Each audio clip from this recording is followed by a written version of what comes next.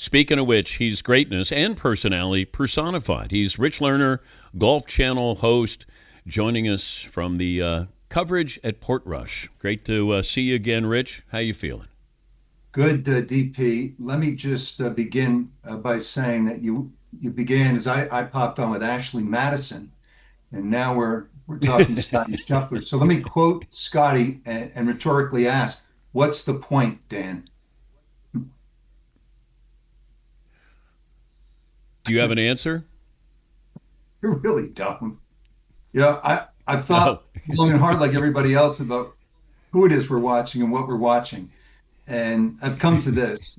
Scotty Scheffler is Leonidas from the movie 300, with the swarthy beard, the smoldering quiet intensity. He wreaks havoc. He completes the conquest, and then he goes home to the quiet, simple life on the apple orchard to tend to his wife and child. Yeah, he is. He's something else. I think inarguably he's one of the best athletes in the world right now. I don't think you can dispute that. He's there with Verstappen and Saquon Barkley and Alcaraz Sinner and Simone Biles and Shea Gilgeous-Alexander. But he's not a hot commodity, it seems, on the wider stage. So I wrote last night that maybe Scotty needs to show up on the red carpet at the Met Gala. Maybe he needs to go insta yachting on the Mediterranean, like so many athletes. Maybe he needs to digitize his entire life, but that just is not his thing. His thing is to play golf and play it to the best of his ability. So, Are we being whether Scotty fair cuts to through him, and Rich? what's that, Dan? Are we being fair to him that we look for more, hope for more, we want more than just, hey, you're great at what you do? I mean that's the bane of every athlete and every performer now. Is it's and I think that's Scotty's point. Is it's never enough. He can only be who he is, and okay, that doesn't seem to be enough for people. And as he said, so he's won two majors, and he'll show up in Memphis, and they'll say, Scotty, do you think he can win the career slam? Scotty, do you think he can catch Tiger? And I think what Scotty's trying to tell us is that this is not the be all end all. That if you get on that hamster wheel, it's at your peril. That if you have not tended to what's important in your life, that personal stuff, at some point, the weight of all of this, the expectations, the roaring chorus of the never satisfied, the daily referendums on social media, all of that at some point will get to you. If there, no amount of wins can fill whatever hole you might have inside. And with due respect, I think we saw evidence of this in the last 30 years with the two previous greatest players in the sport in Tiger and Phil. So Scotty, is, I think, wisely tending to that first. He is something of a holy warrior. If you paid attention, he said, I've been called to do this. And so that suggests some sort of a higher power. I think the mistake that sometimes we make when we're looking at professed men of God is to think that because they've given over control to the higher power, that somehow they're resigned to an outcome and they don't burn to win. They're just okay with whatever happens. Scotty burns to win. He's just not going to burn down the house in the process. Okay, at what point do we dip our toe into the Scotty Tiger early comparisons? Yeah, I think we need to back off. Tiger was one of one. I mean, let's just let's step back for a second. If you want to do raw numbers, Scotty's 29, just turned. He has 17 wins, four majors. He won four times in 22, two times in 23, seven times in 24, and he's won four so far. I'll give him conservatively one more win, maybe two. So Tiger at the same age at 29 had won 40 tournaments, 40 to 17, and had eight majors versus four. Tiger had 10 seasons, count them 10, where he won 5 or more times. Tiger ended up with 82 wins. You're looking for sort of, there's some ball striking comparisons that you can make in terms of sheer dominance over his peers. That's legitimate. Bradle has done that. I think in terms of gap between number one in the world and everyone else, I would say it this way. When Tiger won the US Open at Pebble Beach in 2000 by 15 shots, the gap between number one in the world and everyone else was never wider, not just in golf, maybe in any sport ever, than it was right there. Tiger was on the shores of the Monterey Peninsula, and everybody else was in a rowboat somewhere near Australia. Use that same analogy, I would say right now, Scotty is on the shore, the California shores, and everybody else is somewhere near Hawaii. Still quite a gap. Now, I will say, if you game this out, you can begin to convince yourself that he could crawl into Tiger Major Championship territory someday. And that's predicated on staying healthy and all of that. And we all sort of agree that Scotty's, and you never do know, that's the lesson of the last 30 years, Dan, you never do know what's going on in someone's life. But it looks and feels like Scotty has all of that taken care of and has all of it together. So it would be a question of health and motivation. So he's 4 majors right now. Let's just say between 29 and 35, players' absolute prime, Scotty wins 1 major a year. As we sit here right now, that doesn't seem far-fetched. That would get him to 10 majors. That would put him ahead of some bedrock legends of the sport. That would put him ahead of Ben Hogan and Gary Player. Then you say, okay, between 35 and 38, could he get a couple of more? Reasonably, you could say yes. That would put him at 12, 13, and then you're asking for maybe 3 or 4 more majors up until, say, in his early mid-40s, and he would have a crack. We'd be in serious discussions about getting to 15. That's where Tiger's at. Long ways away, dominant player, and absent the kind of, sort of buzzy storylines that accompany modern athletic celebrity. We are going to have to enjoy Scotty for the pure athletic achievement, because he will not dabble in that other stuff. He's not going to the Met Gala. He's not going to the Mediterranean on a yacht. You're not going to see a whole ton of him on Instagram except for what he does on the golf course. That's about it. Enjoy it. He's a hell of a player. He's Rich Lerner, Golf Channel host, joining us from Portrush, the coverage with Golf Channel, Peacock, and, of course, NBC. I liken him a little bit to the Joker. He just shows up and plays. He's not exciting how he plays. He does love going home. And there's just this is what I do. This is my job, and I go do that job, and then my job is done after that. Whereas a lot of athletes, hey, I did that, now my job is different, but I need to be out there. I need to be talking. I'm selling something. I'm a brand, all of these things. Whereas Joker one day just walks away. Like, I just feel like he'll just say, that's it, I'm done. And you're talking about Scotty. Like you said, golf doesn't define me. So he may just say, I've done what I wanted to do. Now it's time to do something else. Or I have a calling to do something else. We brought up Mike Trout, Pete Sampras, Andrew Luck, Tim Duncan. This is what I do, but this isn't who I am. I think what people are getting at, and I like the comparison to Joker, I watch Joker for I love basketball, that, just, for the pure art of how he plays the game, how he, figures out angles, ground bound, and still is able to dominate in a world of, high flyers. So I think, with Scotty, it's why is he out there? This was what he was getting at on Tuesday. And it's not for the financial reward, although he's made $90 million at this point. It's not to be beloved. He's not looking for that adulation. It doesn't appear.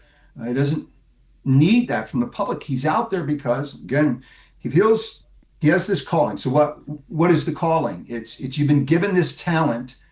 Go use it. Go inspire people simply by the way you play. There is no other ulterior motive there, which is unusual for Scotty. He's not Bryson DeChambeau, who's so like nakedly and obviously in pursuit of love from the public. And he wants to grow his YouTube empire. It's not Rory, where you have this kind of hope and heartbreak, week in, week out drama, which is very appealing. It again is just this kind of Spartan holy warrior sort of a vibe. Um, and he's more, I would say at this point, he's more admired than he is beloved. I think he will get to beloved status, just by winning, just by being great, being humble. Humility is kind of not the way of this world anymore, is it? I mean, we're really in a look at me period in time. And that's not Scotty Scheffler. Again, he's just not going to play that game. So we just have to sit back and enjoy this for what it is. A a guy who's all in for the right reasons on competing, playing the game the right way. He is a very good, another way to say this, like we say, so and so is a great competitor. Scotty's a great competitor. He's a great game player. I call him right shot Scotty. He has like a next level understanding of where to put the ball. What is the right shot? And Dan, I know you love basketball. You played it. I love hoops. There was a piece of video circulating on social a while back. Scotty playing pickup basketball. He played high school ball in Dallas. He was kind of, but not surprisingly, he was a glue guy, a defender, and a rebounder. But in this one clip, he makes a simple bounce pass, like a little pocket pass to a cutter. And the guy has a wide open layup. He misses it. Who's there for the follow? But Scotty Scheffler. And to me, it was telling because he makes the right play. Like he has this understanding. What is the right play to make? Now, there's certain guys who just have that understanding. My only concern going forward is where are the challengers? Who is going to look him in the eye and say, I want a piece of this. And I don't know. I know Paulie feels like we're in a little bit of a softer era. He's wondered, where's Lanny Watkins, who would look right through you? Where's Nick Faldo, who wouldn't speak to you for 18 holes? Where's Raymond Floyd? Where are those guys? So be curious to see, who steps in here and wants a piece of Scotty. I wish Tiger was 25 years younger. I'm sure Tiger does That would too, be because that would we be wondered who was Tiger's rivals? Like who constantly stepped up? Phil found the banana peel all the time, but who was there? Look at most of the memorable moments with Tiger. He's going against guys who weren't big names. I would say, in fairness, it fairness was to Bill. journeyman. Yeah, I would look the guys who famously had some success against Tiger would be a guy who just passed away, Eddie Fiore. The Tiger was 20 years old at that point. They were mostly journeymen. Think about Bob May at the PGA Championship at Valhalla, who took Tiger to a playoff. Think about Rocco Mediate, Tiger on one good leg at Torrey Pines, the '08 U.S. Open. I will say, in fairness to Phil, uh, it, you know, Phil won the PGA Championship in 2005. He won a Masters in 2006. He won a Masters in 2010. He shot 64 to Tiger 75. I'll never forget it. 2012 at Pebble Beach in the final round. Phil, yes, he slipped on that banana peel, but Phil had there was a point in time where Phil figured out how to play against Tiger and how to beat him on occasion. VJ too. VJ was a hard man. VJ won 9 times in '04 at a point where nobody thought anybody but Tiger could be number one, and VJ became number one. So, but yeah, at this point, I think Rory's the best bet. Rory's 36, but after that, I don't see anybody currently that looks like they're at Scotty's level. Do you get to go out and play Portrush today? No, thankfully. I played with Paulie last week at Royal Dublin. I hit 13 diving death hooks, and in the heather and the gorse and all the junk over there, to traipse through that looking for golf balls with my size 13s is just an unpleasant experience, Dan. So no, I took the day off from Portrush to be with you. What is the toughest golf course that the weekend guy can play? The toughest golf course you think in America is? I mean, for my money, Pine Valley, you get out of you get out of play on that golf course, you're in for a long day if you can get on it. I would, yeah. Pinehurst number 2 was not fun. Oakmont was not fun. Oakmont's brutal. Did you play it, Dan? Yeah. He had played me. And that's it. By the way, I'm curious, how was Tahoe and the American Century? It was beautiful. Like it's sort of our summer Super Bowl where you have all of these guests there, and they're all there playing golf, relaxed atmosphere. Scenery is wonderful, and we had a great time. You have a celebrity story? We have a celebrity story? Do we have a celebrity story, guys?